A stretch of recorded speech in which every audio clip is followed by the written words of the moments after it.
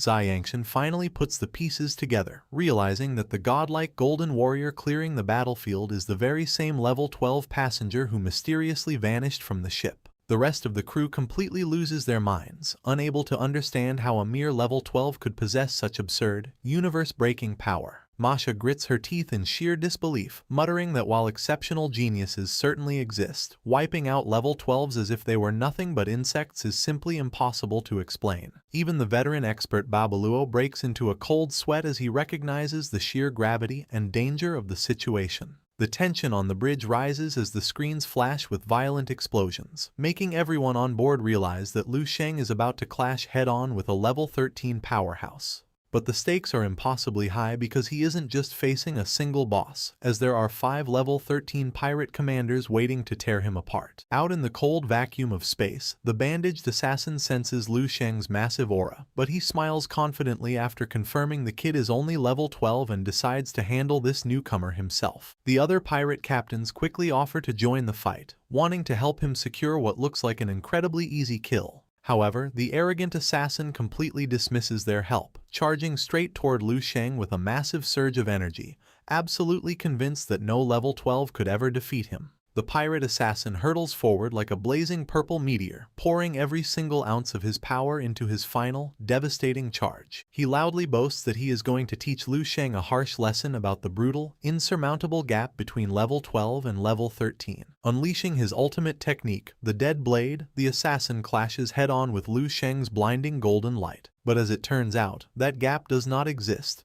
And in a split second of pure dominance, Lu Sheng casually slices the pirate commander completely in half. Desperately trying to piece his severed body back together, the terrified assassin screams in panic, completely unable to process how this could be happening to him. Meanwhile, Lu Sheng slowly comes to a stop in the vacuum of space, looking entirely unfazed and spotless inside his glowing golden aura. He didn't even register the attack at all, mockingly wondering to himself if a mere fly had just buzzed past his face. Back inside the ship, a shell-shocked Masha is left staring blankly at the screen, knowing that for any normal genius, facing a level 13 would be an instant death sentence with zero hope of escape. Yet this absolute monster has just effortlessly bent the rules of the universe, crushing a supreme expert while only being at level 12 himself. The entire crew stands paralyzed in a silent, collective daze, their minds completely shattered by the handsome young man on the monitor. In the middle of this stunned silence, everyone finally remembers the veteran powerhouse's unbelievable claim from just moments ago.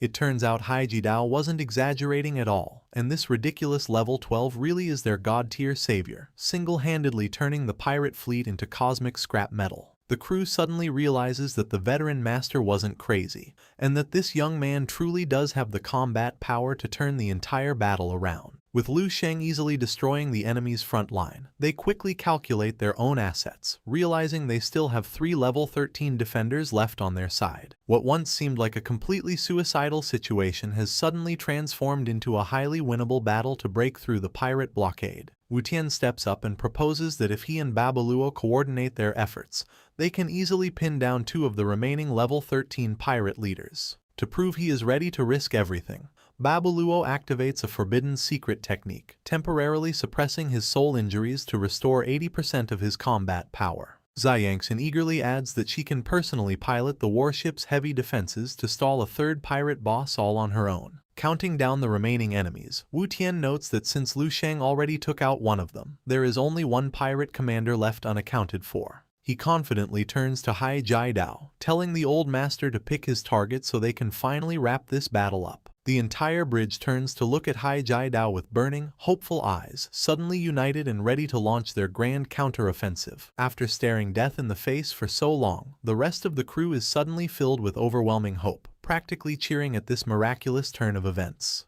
However, their grand tactical plan is instantly derailed when a sweating Haijidao awkwardly tells them not to bother, leaving the entire room completely dumbfounded. Misunderstanding his hesitation, a desperate Xiangshan bows deeply before him, swearing on her family's ancient honor to give them absolutely everything they want. She frantically promises that the final reward for saving the ship will be so astronomical that both the masters and Lu Sheng will be set for life. Realizing the misunderstanding, a sweating Haijidao quickly clarifies that the issue has nothing to do with the payout or their willingness to help.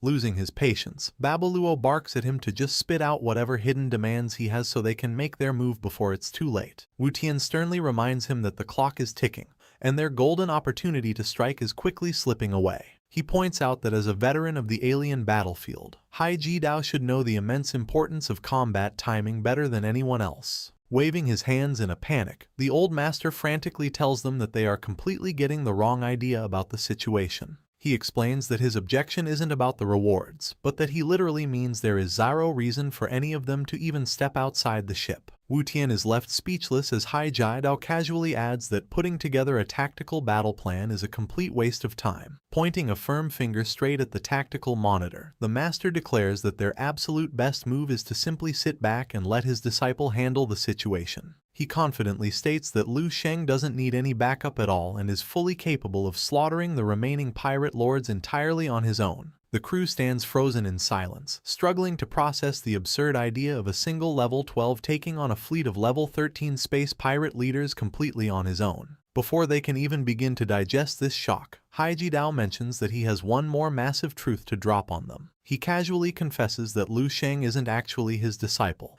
and that the pink-haired elf standing right behind him is his only true student. Looking back at the monitor showing the blazing golden warrior, the veteran master admits he doesn't possess even a fraction of the talent required to be Lu Sheng's teacher. In fact, he adds with absolute honesty that Lu Sheng's cosmic power and martial mastery are so advanced that the kid is actually qualified to teach him instead. This mind-blowing revelation completely shatters their reality, leaving Zi Yangshan, Wu Tian, and Babaluo frozen in sheer disbelief.